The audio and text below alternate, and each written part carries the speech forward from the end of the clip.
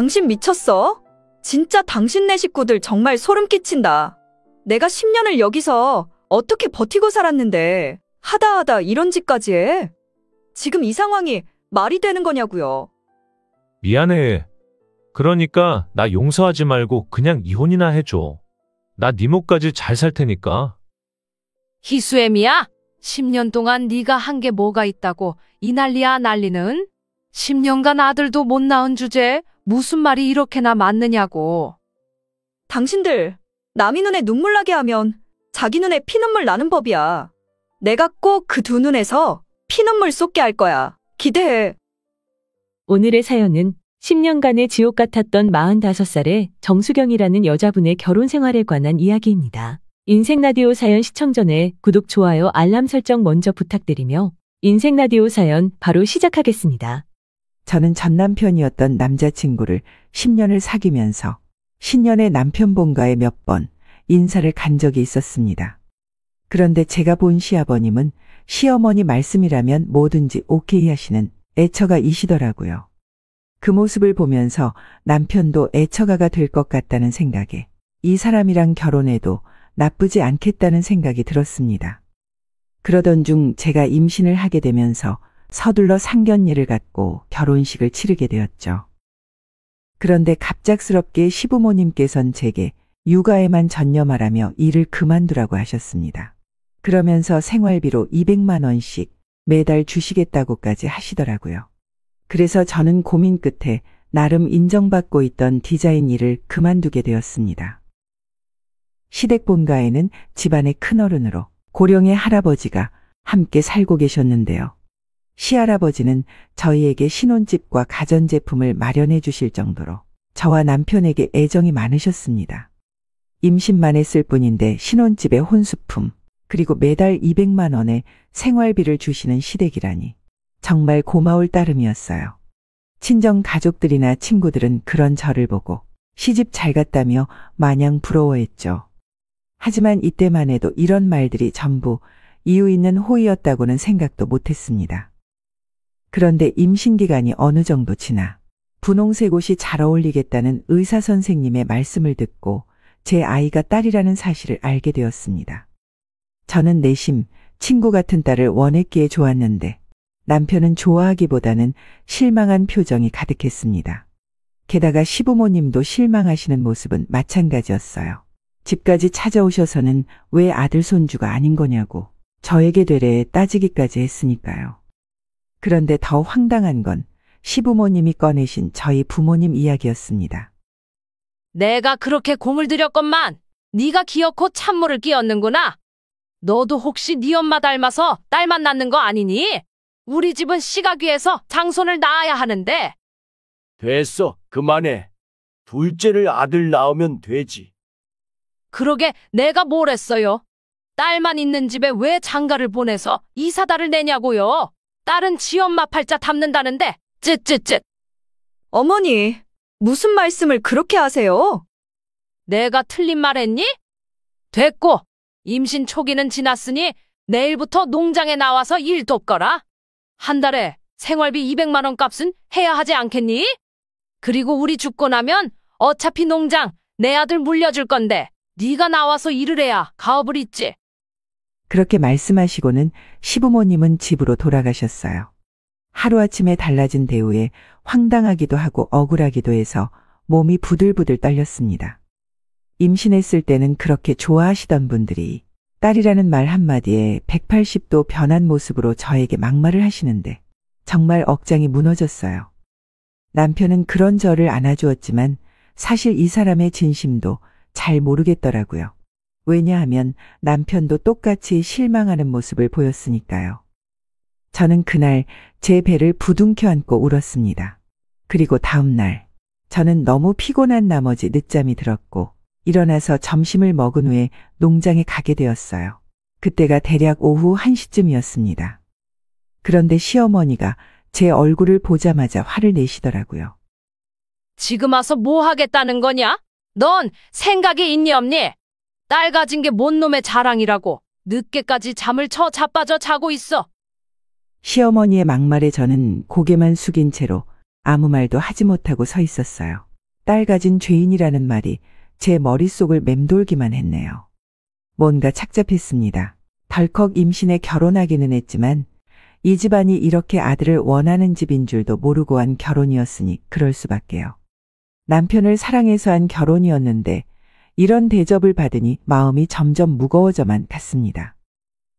그날 함께 일하시던 농부 아주머니께서 걱정하실 정도로 저는 빡세게 일을 했어요. 그리고 저녁 무렵 남편이 저를 데리러 와서 집으로 돌아갔습니다. 너무 허기가 지는데 힘이 들어서 입맛도 없었죠. 뭐라도 좀 먹어. 배고플 텐데. 입맛 없어. 자기나 많이 먹어. 그래도 좀 먹으라니까. 먹기 싫다고. 다 귀찮으니까 나 좀 내버려둬. 너 생각해서 하는 말인데 뭐 이렇게 짜증을 내? 내가 지금 짜증 안 나게 생겼어?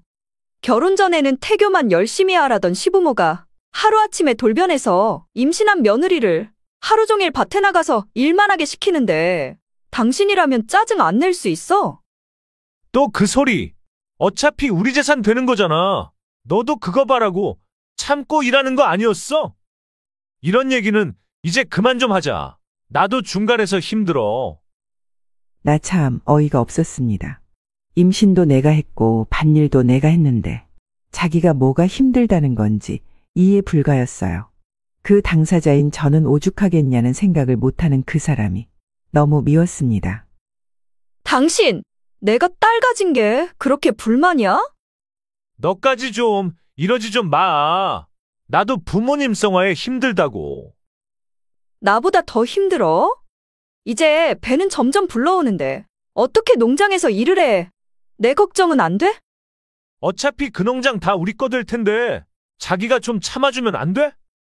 아니, 그게 아니라 내가 너무 힘들다고. 농장이 문제가 아니라.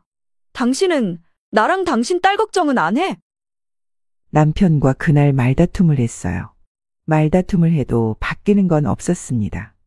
남편은 위로랍시고 지금 농장이 바쁜 시기라 일손이 부족해서 그런 거니 눈치껏 쉬어가며 일하라고 말하는 게 다였어요. 내가 몇 년을 알아온 남자가 맞나 싶을 정도로 사람이 다르게 보이기 시작했습니다. 제 걱정은 하나도 하지 않은 채 그저 부모님 말 잘 듣는 효자가 되어 있더군요. 애처가가 될 줄 알았던 남편은 시아버지처럼 시어머니 말만 듣는 마마보이일 뿐이었습니다. 결국 저는 만삭이 될 때까지 이게 어차피 다 너희 재산 되는 거다.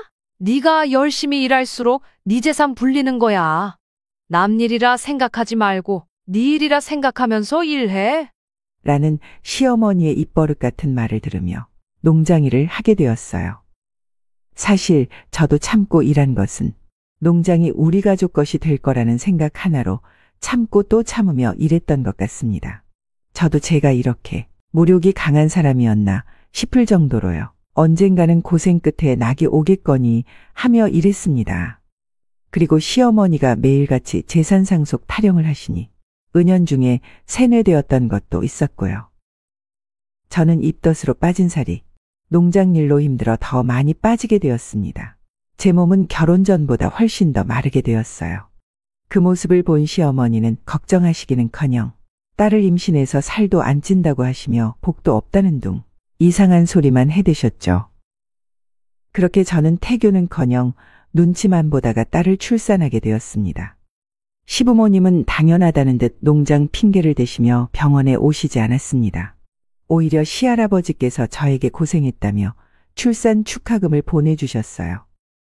출산 후 병원에서 퇴원하는 날 조리원에 입소하려는데 시어머니께서 조리원은 무슨 조리원이냐며 타박을 하시더군요. 그러면서 당장 집으로 오라고 하셨어요. 남편도 아무 대답 없이 집으로 가자고 했습니다. 정말 한심해 보였고 내 남편이 맞나 싶을 정도로 너무 서운해서 눈물이 쏟아지더라고요. 내 편은 아무도 없는 것 같았어요. 그렇게 저는 산후조리도 제대로 못한 채 집으로 돌아갔고 심지어 한 달 정도 지났을 무렵부터 갓난아이를 데리고 시댁으로 갔습니다. 그랬더니 또 시어머님은 저에게 황당한 말을 하시더군요. 너 아기 데리고 집에서 왔다 갔다 하기 힘들지 않니? 그냥 여기서 같이 사는 게 어때? 농장도 가깝잖니. 여기는 일하시는 분도 많아서 돌아가면서 애도 볼 수 있고. 어머니, 그건 생각 좀 해봐야 할 것 같아요. 짐도 많고 또 현수 씨 회사도 멀거든요. 이미 현수는 그렇게 하기로 했어. 잔말 말고 이번 주말에 필요한 짐 챙겨서 들어와라. 어머니, 저는 아기 보느라 농장 일은 좀 힘들 것 같아요. 그러니까 너 보고 우리 집으로 들어오라는 거잖아. 너희 시아버지랑 내가 애 볼 테니까. 네가 살림이랑 농장 일하면 너도 편하지 않겠어? 어차피 그 농장 다 너희 줄 건데 이젠 네가 다 해야지. 내가 이 나이에 나가서 일할 수도 없고. 안 그래? 내가 다 너 생각해서 하는 말이다. 아이에게 눈길 한 번 안 주시는 분들이 애를 어떻게 봐주신다는 건지 도통 납득이 가질 않았습니다.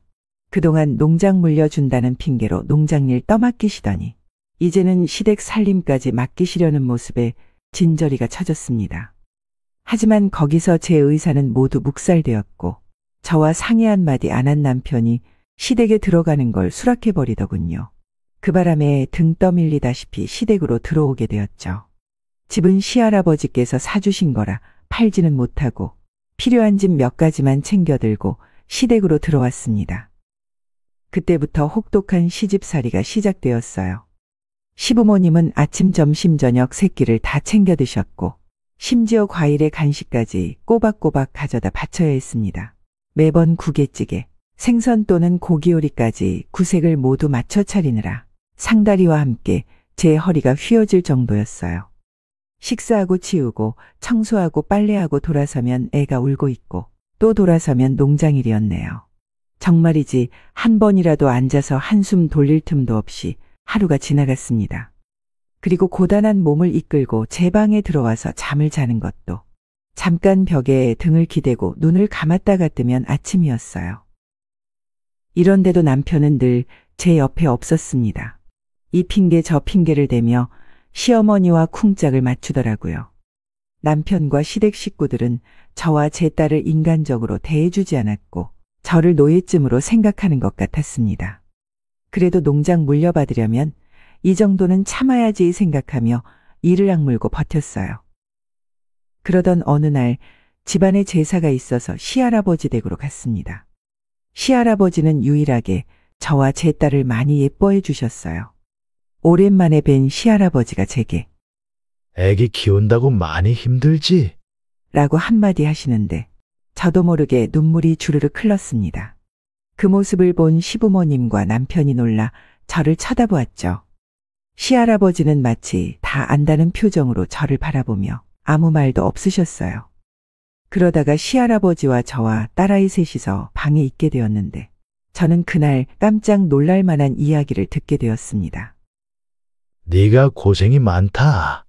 너희 시어머니가 살아있었으면 지금보다는 나았을 텐데. 네? 할아버님, 그게 무슨 말씀이세요? 어머님 버젓이 살아계신데. 지금 네 시애미는 진짜 현수 애미가 아니야. 현수 어미는 현수 낳고 지병 때문에 먼저 하늘로 갔어. 지금 너희 시어머니는 현수 계모고. 현수 어미가 참 착했었는데 나랑 네 시할머니한테도 참 잘하고 전성이 착해서 그런가? 하늘이 일찌감치 데려가 버렸어. 나랑 우리 마누라가 참 예뻐했었는데. 현수가 계모 손에 커서 늘 마음이 쓰였는데 그래도 새아가랑 만나 아기도 낳고 잘 살고 있으니 내가 늘 고맙구나. 별 말씀을요. 시할아버지의 놀라운 이야기는 끝이 아니었습니다. 남편의 동생인 도련님은 새어머니가 낳은 아들이었고 남편과는 배다른 형제라는 사실도 알게 되었어요. 그동안의 저에게는 이런 이야기를 하지 않았던 건지 속은 기분이 들어 좀 황당하더라고요. 저는 시할아버지께 들은 이야기를 남편에게 했습니다. 자기야, 시할아버지한테 다 들었어. 자기네 가족 이야기 그동안 왜 말 안 했어? 아, 그래. 나도 아주 어릴 적 일이라 굳이 자기한테 말할 필요 없다고 생각해서 그랬지. 말한다고 뭐 달라지는 것도 아니고. 그럼 그 유산 상속 이야기도 진짜야? 사실 시할아버지는 가족의 비밀 이외에 다른 것도 말씀해 주셨어요. 내용은 이랬습니다. 시할아버지는 시아버지의 재혼을 허락하셨지만 아이를 낳는 것은 반대했다고 하셨어요. 저희 남편만 잘 키우는 조건으로 재혼을 허락하신 거였죠. 하지만 시어머니는 고집을 피워 기어이 임신을 하셨고 결국 아들을 낳았다고 하더군요. 시할아버지는 시어머니가 괘씸해 가업이었던 농장만 넘겨주시고 나머지 산과 땅 재산은 물려주지 않으셨대요. 그리고 산과 땅은 제 남편에게 주려고 염두에 두셨는데 배다른 형제가 생기면서 유언을 바꾸셨다고 했습니다. 제 남편의 아이, 즉 첫째 증손주에게 모든 재산을 주시겠다고 하셨어요. 첩의 자식은 인정할 수 없다는 시할아버지의 말씀을 바탕으로 유언장을 새로 쓰셨다고 했죠. 또 만약에 손주를 낳지 못했거나 당신이 돌아가시게 되면 모든 재산은 고아원에 기부한다고 하셨다고 했습니다. 그 산과 땅을 돈으로 환산하면 대충 잡아도 20억은 한다고 했어요. 정말 큰 돈이었죠. 그런데 저는 갑자기 궁금증이 생겼습니다. 제가 만약 아들을 낳더라도 어차피 그 산과 땅은 우리 가족 것이 되는데 왜 저렇게 시어머니가 저희에게 아들을 낳으라며 기를 쓰는 걸까 싶더라고요. 알고 보니 또 남편이 문제였습니다. 시할아버지가 돌아가시면 농장을 첫째인 남편에게 물려주고 그걸 받은 남편은 산과 땅을 팔아서 부모님이 노후를 즐기시도록 돈을 마련해 주기로 했다고 하더군요. 이미 저와 결혼 전에 한 약속이었습니다.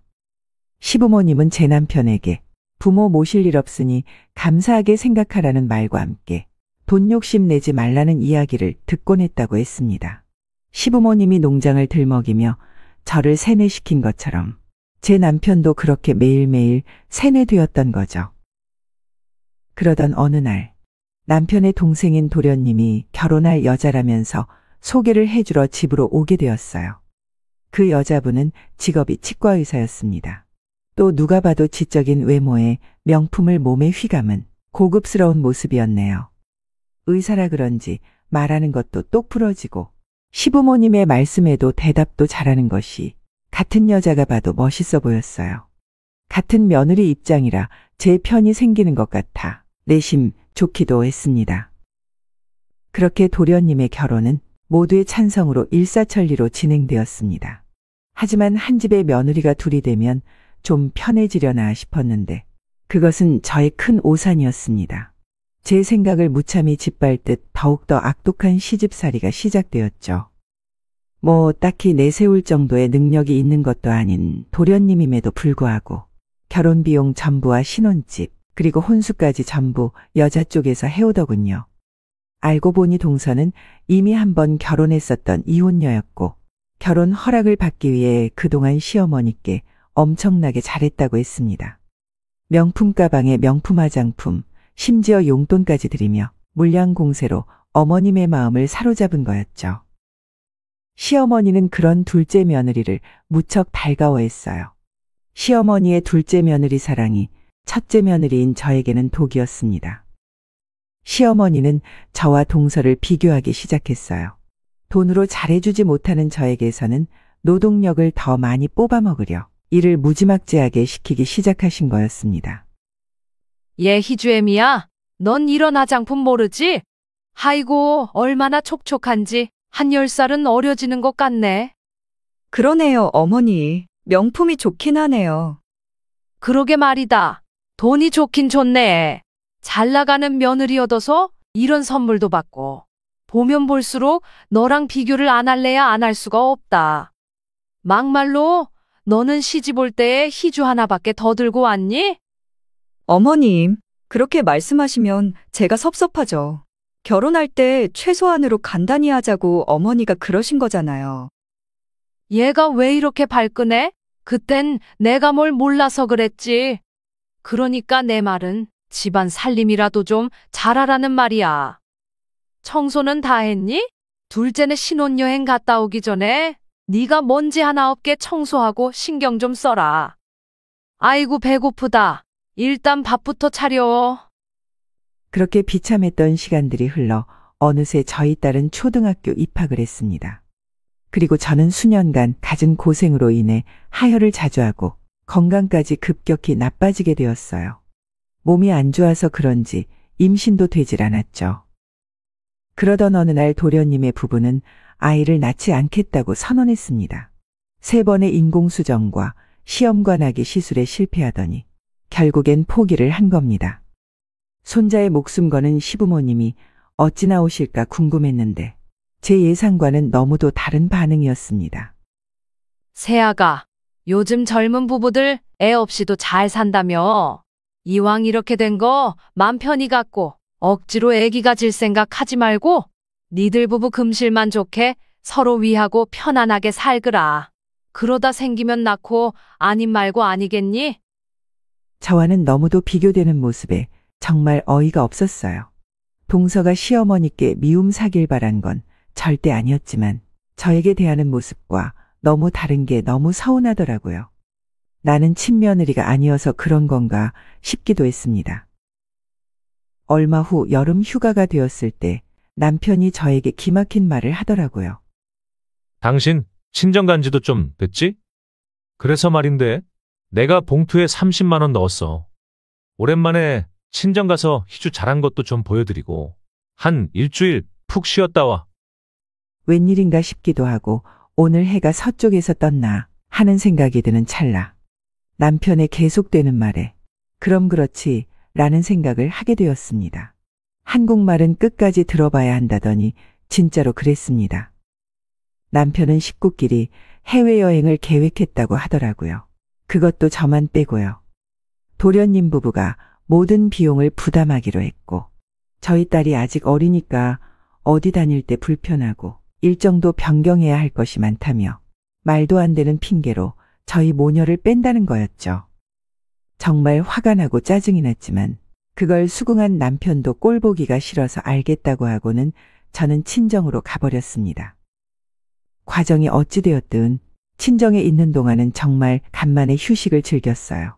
그 집 식구들 안 본다는 것만으로도 행복했고 매일매일 잠도 푹 자고 먹고 싶은 것도 실컷 먹으며 결혼 후 처음으로 행복하고 편안한 일주일을 보내게 되었습니다. 시부모님들도 재미나게 휴가를 보내고 오셨는지 웃음꽃이 피었더라고요. 남편은 저에게 약간 미안한지 제 눈치를 살피는 것 같았고요. 하지만 저는 만족한 휴가였기에 별다른 말은 하지 않았습니다. 그런데 역시나 최악이었던 이 가족과의 인연, 그 엄청난 사건은 터지고 말았죠. 휴가를 다녀오고 며칠 후 남편이 노트북을 집에 두고 왔다며 회사로 좀 갖다 달라고 하는 거였어요. 그래서 저는 노트북을 챙기려고 하는데 전원이 켜져 있더라고요. 그런데 화면에 저의 옛날 꿈이었던 무대 전시 인테리어 작업물들이 가득 있었습니다. 와, 이럴 때도 있었지. 다시 한번 나도 해보고 싶다. 하며 막연하게 옛 추억을 떠올리며 넋을 놓고 보고 있었죠. 그런데 집박이라는 파일 폴더에 새로운 파일이 있더라고요. 남자들이 자신의 컴퓨터나 노트북에 엉뚱한 이름을 해놓고 야한 동영상을 본다는 게 생각나서 혹시 남편도 이런 걸 보나 하며 호기심을 클릭해 보았는데 저는 경악했습니다. 바로 얼마 전 휴가를 간 해외여행 사진에 웬 여자가 있었기 때문입니다. 그 사진에는 오롯이 자신들이 전부 가족인 양 남편의 옆에는 어떤 여자가 있었고 6명이 여기저기 놀러 갔다 온 사진들이었어요. 심지어 이번 휴가뿐만 아니라 남편과 단둘이 여행을 간 사진도 있더라고요. 그리고 다른 사진들도 너무 놀랐지만 마지막 사진을 보고는 소름이 끼쳤습니다. 최근 해외여행 사진에는 그 여자가 임신한 듯 배가 불러 있었기 때문이었어요. 저는 곧바로 그 사진을 다운받아서 남편에게 보냈습니다. 당신, 이거 어떻게 된 거야? 당신 바람 피운 거야? 부모님은 어떻게 같이 가신 거고? 당장 설명해봐. 자기야, 미안해. 그게 아니라 할아버지 건강도 점점 안 좋아지는데 당신이 아들을 못 낳으니까. 정말 미안해. 그냥 씨바지 개념으로 생각해주면 안 될까? 당신 미쳤어? 진짜 당신네 식구들 소름 끼친다. 하다 이런 짓까지 해? 그 여자도 제정신이야? 어떻게 뻔히 유부남인 거 알고 바람을 피우고 임신을 해? 장가까지 간 아들이 바람 피우는 걸 대놓고 도와주는 당신 부모는 또 뭔데? 제발 당신이랑 당신 식구들 인간답게 좀 굴어. 진짜 역겹다. 야, 말을 뭐 그렇게 해. 이 여자 임신했고 아들이야. 당신보다 훨씬 나아. 정말 제정신이 아닌 인간들이었습니다. 시할아버지의 유산에 눈이 멀어서 저 몰래 남편에게 선을 보게 한 거였어요. 심지어 그 여자에게 이혼남이라고 속이고요. 이미 그것이 8개월 전 일이었고 남편은 여자와 결혼 준비를 하고 있었습니다. 시부모님과 도련님까지 합세했다고 하니 그 여자도 속은 거였죠. 그리고 저와 저의 딸이 연락 오면 양육비 때문에 그렇다며 둘러댔다고 하네요. 저는 너무 화가 나고 이런 비상식적인 인간들과 한 집에 더 못 있겠다고 결론 내렸습니다.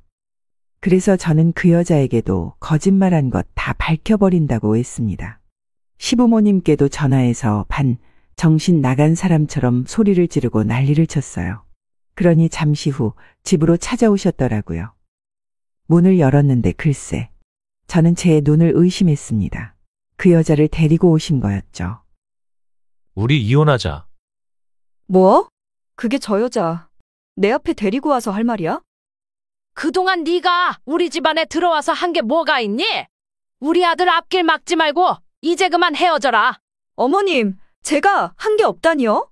그동안 농장 주실 것처럼 사람 구슬려서 저 종처럼 부리셨으면서 그게 저한테 할 소리세요? 지은아, 봐라. 얘가 이렇게 우리 아들을 안 놔줘서 지금껏 이혼을 못하고 있었던 거야. 그러니까 우리 말 믿고 그만 염려 놔라. 지금 저 여자 데리고 온 이유가 저랑 남편 이혼시킬 거라고 확인시켜주러 온 거예요? 당신들 정말 소름 끼치네요. 내가 10년을 여기서 어떻게 버티고 살았는데. 10년간 아들도 못 낳은 주제에 무슨 말이 이렇게 많아? 네가 아들 복이 없어서 대우 못 받고 산 걸 왜 우리 탓을 하니?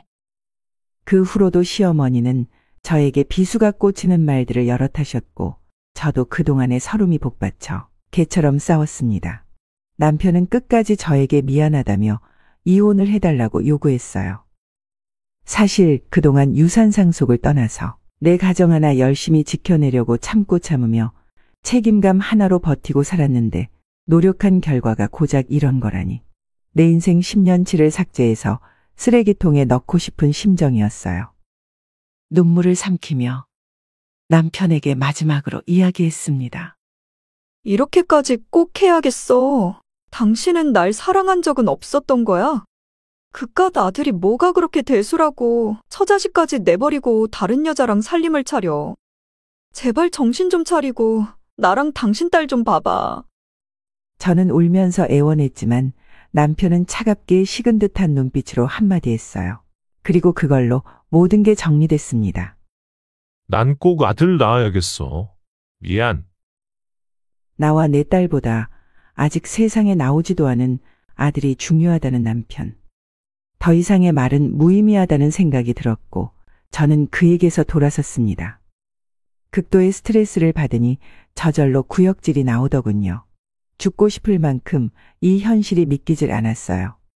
부모님께도 자랑스러운 딸이 되고 싶어 이혼녀 타이틀만은 달지 않으려고 그토록 참고 살았는데 오히려 남편 입에서 이혼하자는 말이 나오다니 마음이 처참히 무너지는 기분이었습니다. 부모님께 차마 아들 못 낳아서 이혼당했다는 말은 꺼낼 용기가 나질 않더라고요.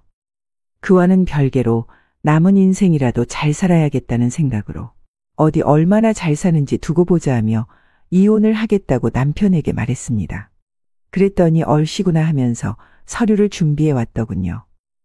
당신 본처 내버리고 얼마나 잘 사는지 두고 보자. 여보 고마워. 당신 목까지 우리 잘 살게. 정말 할 말을 잃게 만드는 한마디를 던지더군요. 남편에게서 양심이라고는 찾아볼 수도 없었어요. 내가 어쩌다 저런 인간을 사랑하고 결혼까지 했는지 사람 보는 눈이 이렇게 없었나 싶어 제 인생을 다시 한번 돌아보게 되더군요. 저는 양육비와 살고 있던 아파트를 위자료로 요구했고 남편은 제 마음이 바뀔까 싶어 얼른 수긍했습니다. 그리고 시댁에서는 저에게 사과는커녕 전화도 한 통 없으셨죠. 하지만 시할아버지께서 이 사실을 아시고는 개인적으로 연락이 오셔서 당장 필요한 곳에 쓰라며 3천만 원을 주시더라고요. 밥 굶지 말고 너 잘못한 거 없으니 떳떳하게 살라고 하시면서요. 그리고 남편과는 이혼했지만 내 증손녀라시며 얼굴은 가끔이라도 보여달라고 하셨죠. 그 말씀이 당연한 건데도 이 집안 사람들 같지 않은 따뜻함에 펑펑 울었습니다. 이혼 도장을 찍고 한 달쯤 지났을까요? 또 하혈을 하기에 스트레스로 인해서 몸이 완전히 망가졌나 싶어서 병원에 갔는데 정말 기가 막힌 소리를 들었습니다. 바로 제가 임신을 했다는 거였어요. 그 사건이 터진 이후부터 한참 속이 뒤집혀서 구토를 그렇게 했었는데 알고 보니 임신 때문에 한 입덧이었더라고요. 생각해보니 몸의 이상 증상들은 모두 임신 초기 증상이었던 겁니다. 이혼 준비를 하며 스트레스를 많이 받았는지 뱃속의 아이는 주수보다 잘 크지 못하더군요. 이번에도 초음파 검사로 알게 된 아이의 성별은 딸이었습니다. 저에겐 아들, 딸 상관없이 너무나 소중한 자식인데 그 사람은 왜 그렇지 못한 건지 원망스러운 마음이 들고는 했어요. 친정부모님은 둘째 낳기를 반대하셨지만 저는 제가 품은 이상 제 자식을 포기할 마음은 전혀 없었습니다. 그렇게 아기를 낳기로 결정하고 남편에게는 임신 사실을 알리지 않았습니다. 하지만 비밀은 없는 것인지 남편이 어느 날 전화가 와서는 산부인과에는 왜 갔냐고 물어보더라고요. 어찌 알았냐고 하니 친구가 거기서 저를 봤다면서요. 그러면서 저에게 혹시 임신했냐고 물었습니다. 이혼 준비 중에 서로 연락 한 번 없다가 갑자기 전화를 해서는 임신 여부를 캐물으니 남편이 진짜 임신에 환장한 사람이구나 하고 다시 한번 깨달았어요. 역시나 남편의 관심사는 아기의 성별이었고 아들인지 딸인지를 묻는 물음에 기가 차서 이악 물고 대답해 주었네요. 딸이니까 안심해. 양육비나 2배로 줘. 라고 하고는 전화를 끊어버렸습니다. 그 후로 저는 제 살 길을 찾기 시작했고 그동안 하고 싶었던 무대 인테리어 디자이너에 다시 한번 도전하게 되었어요. 여러 회사에 저의 이력서와 포트폴리오를 보낸 후 회사의 연락을 기다렸습니다. 운이 좋게도 저의 역량을 알아본 몇몇 회사에서 스카우트 제의가 들어왔고 프리랜서로 몇 가지 일을 받아서 다시 일을 시작하게 되었어요. 제 꿈을 향해 조금씩 나아가는 것 같아서 설레고 내 인생에도 희망이 좀 보이는 것 같았습니다. 그러던 어느 날 갑자기 남편이 거짓골을 하고 저를 찾아왔더라고요. 당신이 왜 여기에 왔어? 여보, 미안해. 내가 잘못했어. 나 이제 정신 차렸어. 그게 무슨 말이야? 우리 다시 합치면 안 될까? 내가 이젠 진짜 잘할게. 이제야 겨우 그 진흙구덩이 속에서 나왔는데 나더러 거길 다시 들어가라고? 당신한텐 그 잘난 아들 가진 여자가 있는데 내가 왜? 아들 가지면 뭐하냐? 내 새끼가 아닌데. 아들 아니어도 내 자식이 훨씬 낫지. 피검사 결과 혈액형이 B형이 나왔다고 합니다. 남편과 상간녀 모두 O형이었으니 나올 수 없는 혈액형이었던 것이죠. 상간녀는 남편을 붙잡고 절대 아니라고 해명했지만 유전자 검사 결과 남편의 아들이 아님이 밝혀졌다고 했어요. 상간녀를 추궁 끝에 알게 된 사실은 그 여자가 남편을 만나기 전에 만나던 남자가 있었다고 합니다. 하지만 돈이 없어서 결혼식도 못 올리고 동거관계만 유지하다가 형편이 좋은 제 남편을 만나서 그 남자를 버렸다고 하더라고요. 돈에 눈이 먼 가족들 앞에 돈만 바라고 들어온 사람이 나타난 거였죠. 이런 게 인과응보 권선징악일까요? 남편은 결국 그 상간녀와 헤어졌다고 하더라고요. 인생 역전을 노리다가 위기를 맞은 남편은 처자식도 잃고 상간녀와 잊지도 않은 아들까지 잃은 꼴이 된 거였어요. 남의 눈에 피눈물 나게 하더니 고작 이런 결말을 맞은 남편을 보니 꼴 좋다는 생각이 절로 들었습니다. 그런데 더 전세 역전이 된 사건이 일어났어요. 사실 제가 막 시작한 일 때문에 바빠서 산부인과 정기검진을 못 가던 중에 배가 좀 당기는 느낌이 들어서 병원을 찾았습니다. 그런데 글쎄, 제 아이가 딸이 아니라 아들이라는 거 있죠? 처음 초음파 당시 아이가 너무 작고 요 녀석이 고놈을 양다리 사이에 숨겨놔서 그동안 못 봤네요. 의사 선생님은 웃으시며 말씀을 이어하셨습니다. 다른 엄마들도 이런 경우가 종종 있습니다. 심지어 막달돼서 알게 되는 분들도 있다니까요. 산모님, 건강한 아들이 확실합니다. 축하드려요. 저는 딸이든 아들이든 상관없었지만 괜히 아들이라고 하니 뭔가 막혀있던 제 가슴이 뻥 뚫리는 걸 느꼈습니다.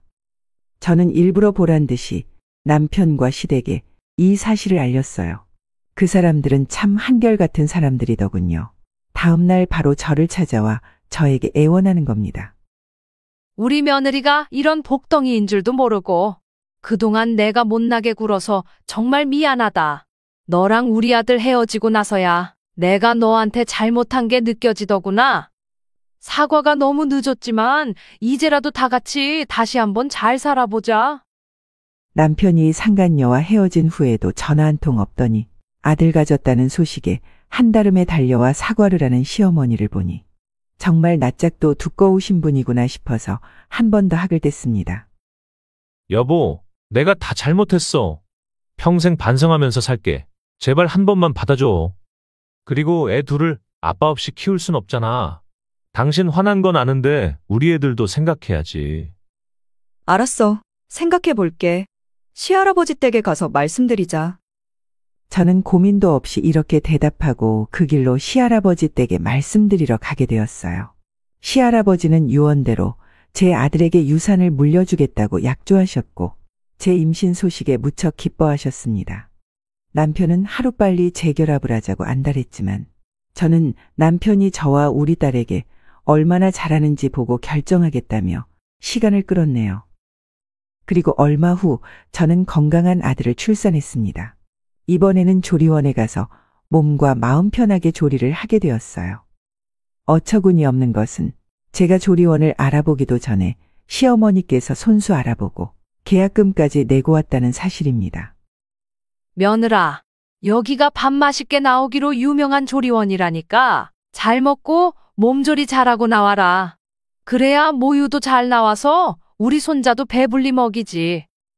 첫째 딸을 낳을 때와 너무도 비교되는 대우에 딸아이에게 미안한 기분이었어요. 딸아이를 낳고는 농장일로 힘이 들어 잘 먹지도 못하고 빼빼 마르는 바람에 모유도 잘 나오지 않았거든요.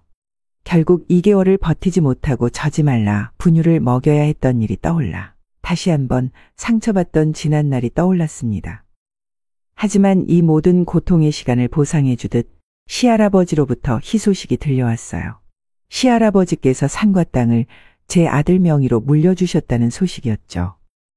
모든 증여가 끝나는 날 저는 제 아이들을 챙겨서 그 집을 나왔습니다. 참고 또 참다 보니 이런 날도 오는구나. 내가 이 날이 오기만을 얼마나 바랬는지 알아? 너란 인간도 버려지는 게 어떤 기분인지 똑똑히 느껴봐. 남의 눈에 눈물 나게 하면 자기 눈에 피눈물 나는 법이야. 나는 당신이 진심으로 혼자 살길 바래. 죽을 때까지 평생 외롭게. 그래 나 같은 희생자가 또 안 나올 테니까. 그렇게 저의 마지막 말을 남기고는 저는 휴대전화번호도 바꾸고 집도 이사를 했어요. 그 후 시할아버지와는 왕래하며 지내고 있습니다. 시할아버지는 제가 남편을 떠나오기 전에 남편과 헤어질 거라는 사실을 이미 예상하고 계셨더군요. 그럼에도 불구하고 제 아들에게 모든 재산을 물려주신 거였어요. 할아버지, 저 할아버지 손자랑 헤어지고 애들 데리고 나와서 살게 됐어요. 죄송해요. 아니다. 죄송할 거 없다. 잘했어. 사람 귀한 줄도 모르고 돈만 쫓는 것들은 언젠가는 일내기 마련이야. 내 손자놈도 사람 귀한 줄 알아야 정신 차리고 똑바로 살지. 내가 너만 보면 옛날에 먼저 간 큰며느리 생각이 나서 너한테 정이 더 많이 갔어. 그 애도 너처럼 사람 귀한 줄 아는 사람이었지. 부디 너는 오래오래 살아서 자식들 잘 키우길 바란다. 그렇게 가끔씩 왕래하던 어느 날 시할아버지는 고령으로 인해 거동이 점차 불편해져 갔어요. 저는 그런 시할아버지를 모시고 살려고 저희 집으로 오시라 했지만 시할아버지는 거절하시며 요양원에 들어가겠다고 하셨습니다. 시할아버지의 자식들은 시할아버지께 남은 재산이 얼마 없다는 걸 알아서인지 모두들 모시고 살지 않으려고 눈치 싸움을 한다고 했습니다. 내가 여생이 남았으면 얼마나 남았다고. 자식들이 나 하나 맡기 싫어서 저리들 눈치를 보는지. 내가 자식 농사를 망친 것 같아 마음이 안 좋구나. 그래도 빈말이라도 네가 나를 모셔준다고 하니 기분은 좋다. 빈말 아니에요. 제가 잘 모실 수 있어요. 역시 넌 보면 볼수록 우리 큰며느리를 많이 닮았구나. 아마도 우리 큰며느리가 살아있었으면 너랑 똑같이 얘기했을 거다. 내 걱정일랑 말고 아이들이나 잘 키우렴. 대신에 나 요양원 들어가면 내 자식들이 잘 찾아오지도 않을 것 같으니 네가 나 좀 자주 찾아와서 말동무나 좀 해주고 거기 노인들 앞에서 기나 좀 살려주면 좋겠구나. 그건 걱정 마세요. 제가 시할아버님 좋아하는 약과랑 식혜사 들고 자주 찾아뵐게요. 고맙다. 저는 친정 부모님께 이 같은 사실을 말씀드리고 시할아버지를 모시기 좋은 실버타운을 알아봐 달라고 했습니다. 그리고 시할아버지께서 주신 땅을 조금 팔아 그 돈으로 시할아버지를 좋은 곳에 모시게 되었죠. 나중에 시할아버지를 통해 들은 이야기로는 제 시부모님이 시할아버지께서 조금 비싼 실버타운에 들어가시는 걸 보고는 아직도 숨겨둔 재산이 많다고 생각하고 잘해주기 시작했다는 거였어요. 저희 시댁은 제가 시할아버지와 왕래하는 걸 몰랐기에 이런 큰 돈이 저에게서 나온 건 알지 못하는 일이었죠. 시할아버지는 갑자기 태도가 바뀐 자식들 모습에 씁쓸하다고 하셨습니다. 여전히 정신 못 차리고 돈만 쫓는 머저리들 같다면서요. 제 아들에게 모든 걸 물려주셔서 이런 대우를 받으시는 것 같아 죄송한 마음도 들고 시할아버지의 말년이 행복한 것 같지 않아 마음이 아팠습니다. 그나마 다행인 것은 그곳에서 마음 맞는 분들을 만나서 즐겁게 지내고 계신다는 거예요. 요즘은 제가 아이 둘을 데리고 놀러 가면 입이 귀에 걸리셔서는 증손녀 증손자 자랑에 말씀이 많아지세요. 처음에는 저도 시어머니가 농장을 물려준다는 이야기에 힘들고 고된 일 참아가며 열심히 살았던 거라 시할아버지 앞에 떳떳하진 못하지만 그래도 돈보다는 사람이 중요하다고 생각합니다. 사실 그때는 제가 농장을 물려받으려고 열심히 일한 줄 알았는데 저는 그저 제 가정, 제 아이를 지키려고 무던히 노력했던 것 같아요. 결과적으로는 다 잘 되었지만 제 지난 날을 한 번쯤은 돌아보게 되곤 하네요. 주변에 단 한 사람이라도 좋은 사람이 있다면 이 세상은 살만한 세상이란 생각이 듭니다. 그래서 요즘은 하루하루 감사하며 제 아이들과 함께 행복하게 살고 있네요. 오늘의 인생라디오 사연글에 여러분의 소중한 댓글 참여 기다리면서 구독, 좋아요, 알람 설정해 주시면 매일 새로운 사연으로 만나실 수 있습니다. 늘 건강하시고 행복하세요. 감사합니다.